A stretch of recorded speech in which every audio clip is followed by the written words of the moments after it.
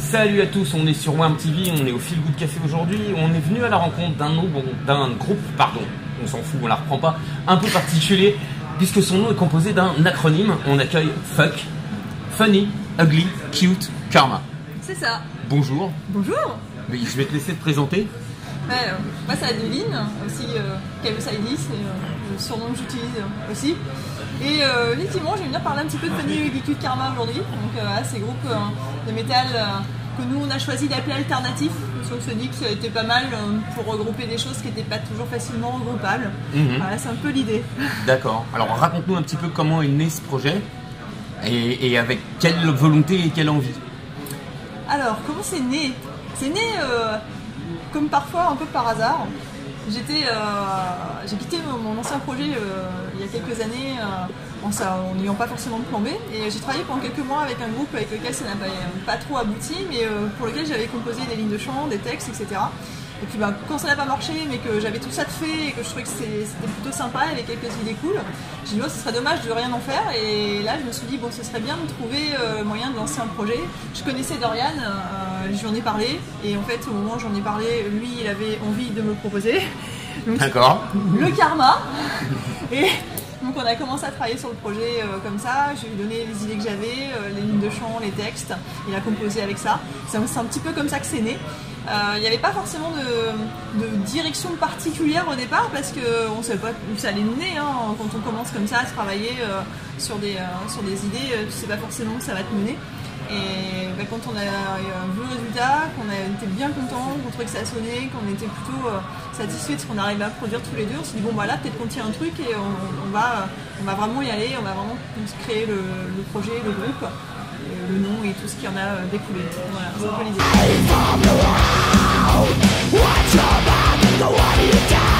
Aujourd'hui, on est là pour parler de l'EP 4 titres qui sort au début du mois d'octobre. C'est ça, le 12 octobre. Le 12 octobre, ouais.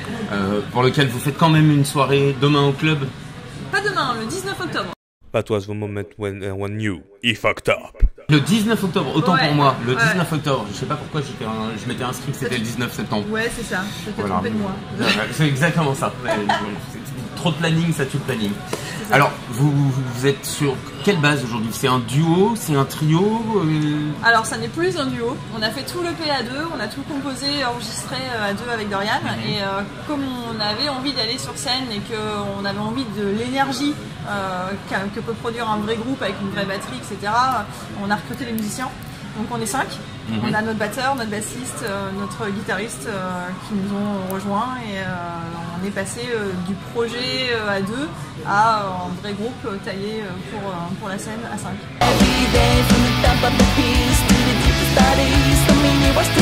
Donc l'EP tourne déjà sur les platines des initiés. Alors des initiés, ouais, effectivement des gens qui l'ont eu un peu en avance. Un peu en amont.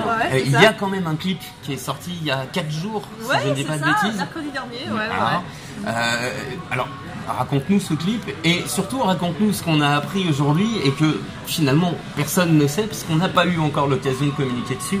Il y a un jeu caché dans ce clip. Oui, on a fait ça.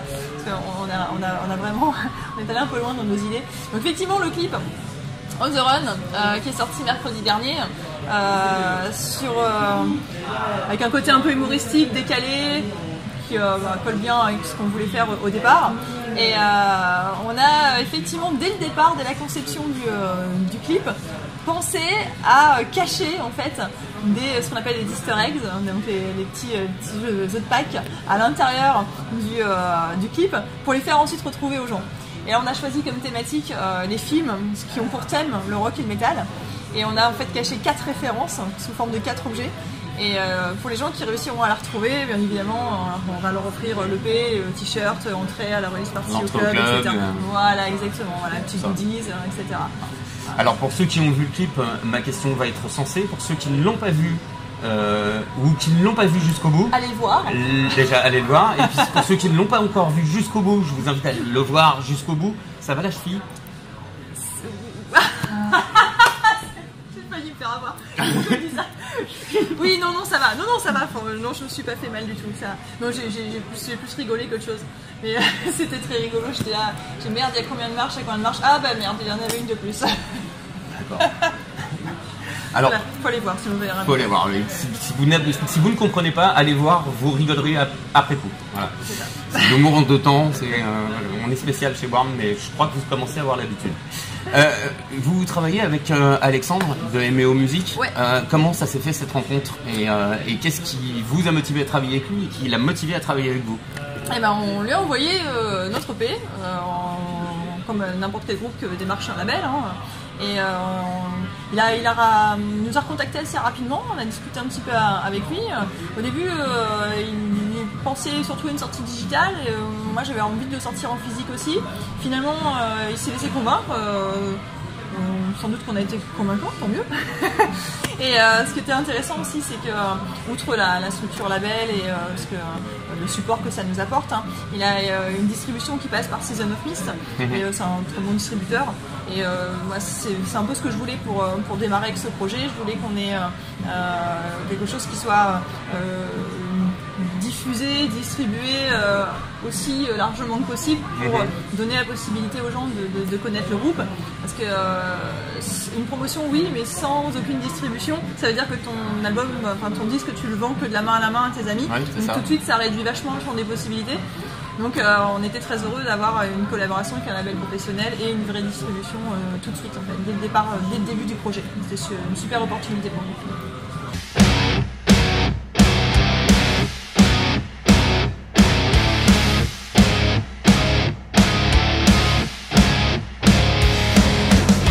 Alors là, vous avez mangé une journée marathon promo. Ouais. Je pense que ma prochaine question, vous avez dû l'entendre 500 fois. J'ai déjà un bout d'idée pour Karma. Parce que visiblement, c'est le fait que vous vouliez travailler ensemble et que vous n'aviez pas encore eu le temps de me le dire. C'est un petit peu ça qui a amené ça. Il y a ça, mais il n'y a pas que ça, hein. C'est vraiment plus large que ça. C'est la vie d'une manière générale, elle te sème des trucs sur le chemin, tu sais pas bien où ça va, et puis à un moment donné, les choses elles prennent leur sens, elles t'amènent, tu t'es passé par des chemins détournés pour arriver à un point, et puis c'est jamais fini, quoi. C'est cette espèce de route qui serpente. Le destin, un peu comme on peut dire des fois, hein, qui t'amène des choses. Donc tu prends pas, tu fais tes choix. Hein, ça c'est un peu le karma. Hein. C'est intéressant. C'est un peu ça.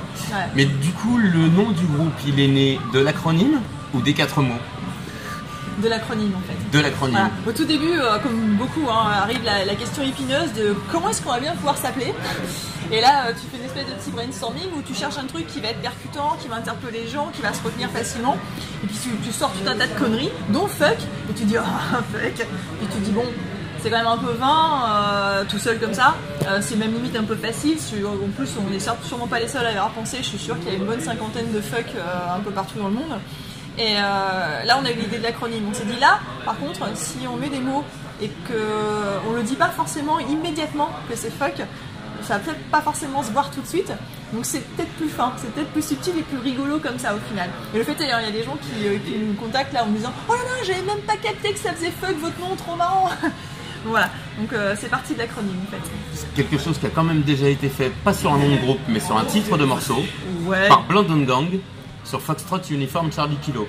Ah mince, alors ça je la connaissais pas. Et Foxtrot Uniform Charlie Kilo, ils ont délibérément fait ce morceau-là puisque les radios américaines bipent les injures dans les titres. Ah oui, d'accord. Et donc pour ne pas se faire biper le titre, ils ont remplacé le fuck par Foxtrot Uniform Charlie Kilo. Ah c'est pas mal ça. En fait ouais, on l'a fait pour le marché américain en fait. J'ai retenu le truc. Ah c'est pas mal. Je croyais que tu allais me parler de Britney Spears parce qu'elle a fait un jeu de mots comme ça avec Ouais. Tu étais au courant? Mais non, j'étais pas au courant. J'ai pas une grosse culture Spears. Coralie, si tu me vois, ne m'étripe pas. Voilà, parce qu'on est une très grande fan de Britney Spears. Elle a été les voir aux 2 dates à Paris. Ah bah donc elle est au courant pour FCC Gaming. Oui, oui. Elle le sait, il n'y a pas de problème. Coralie, au passage, on te salue. On te salue, tu nous regardes. Allez.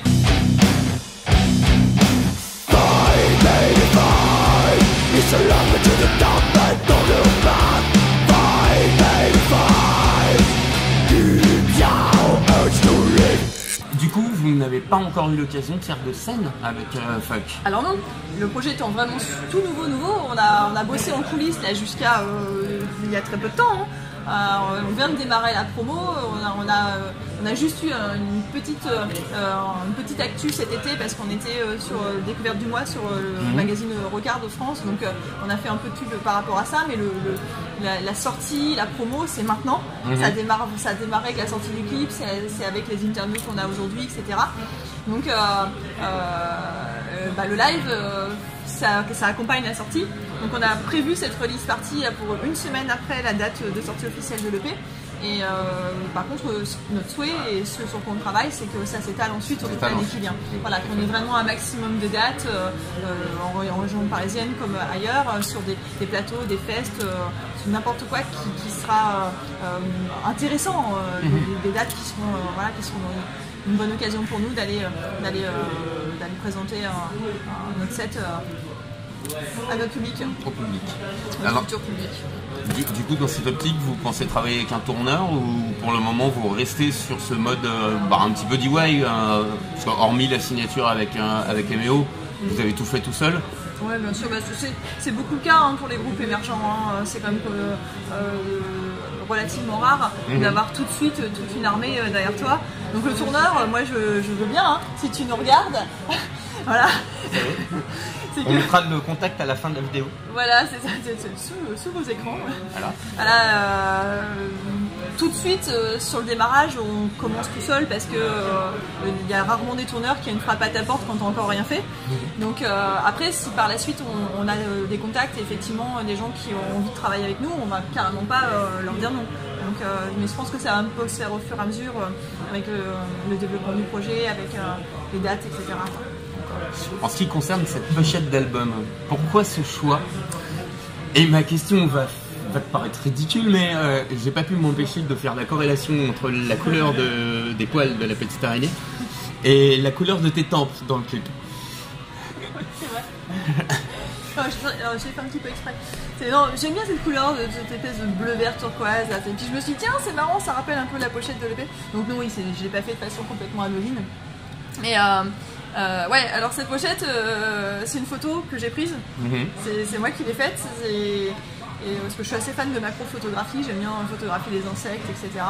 Et je trouvais que c'était intéressant d'aller déjà d'une mettre une photo. Parce que sur les pochettes, on a beaucoup, sur les artworks, des dessins, des peintures, des choses comme ça. Les photos, c'est un petit peu plus rare. Et sur quelque chose de coloré, de clair, et avec un sujet comme une araignée, là pour le coup, on est sur un truc qui a pas trop été fait, quoi. Et moi j'aimais bien parce que ça collait bien avec l'esprit du groupe. Et puis mettre en avant une araignée qui est une bestiole qui va plutôt susciter la répulsion et essayer de la rendre un peu sympathique, voire mignonne, parce que moi je la trouve vraiment très mignonne avec les petits yeux, tout ça. Je trouvais ça intéressant d'aller jouer un petit peu avec le ressenti des gens face à un visuel comme ça. Visuellement, ça ressemble presque même pas à une araignée. Il faut dire un petit crabe ou une petite bestiole, on sait pas d'où ça sort. Ouais, mais on m'a déjà dit des trucs comme ça, effectivement. Ils m'ont dit, c'est quoi? C'est une peluche? Tout à fait, c'est une peluche, fais-lui un câlin. Et en vrai, elle est minuscule, vu que c'est la macro, en fait, c'est une araignée qui fait vraiment quelques millimètres. Et là, elle est très très très grossie. Mais c'est ça qui est intéressant aussi, c'est de voir, en gros, un truc que personne ne remarque. Il pourrait y en avoir une sur le mur, là, elle est tellement minuscule que tu passeras à côté hyper facilement. Donc mettre un peu en valeur un truc que personne va remarquer du premier coup d'œil, je trouve ça sympa. Vous envisagez un personnage de scène, une araignée géante qui se pointe? De scène peut-être pas, ou peut-être pas géante. Mais ouais, on a envie de la développer un petit peu. C'est un peu notre mascotte, quelque part. Et on lui a même trouvé un petit nom, on l'appelle Doreline. D'accord. Voilà, donc elle aura peut-être un morceau à son nom. Va savoir, qui va sortir de nos cerveaux malades. Oui. C'est quelque chose qui va revenir. On va l'utiliser, je pense, cette araignée. On va faire quelque chose. On a déjà quelques idées, on a déjà un petit peu démarré des trucs. Après, bon, on est en constante évolution, on est en constante réflexion. Il y a un champ de possibles devant nous qui est immense parce que voilà, le projet est tout neuf. Donc on a déjà sorti pas mal de trucs, mais des idées, on en a encore des milliers. Et faut qu'on fasse le tri dans tout ça et qu'on en mette en œuvre progressivement. Certaines, quoi.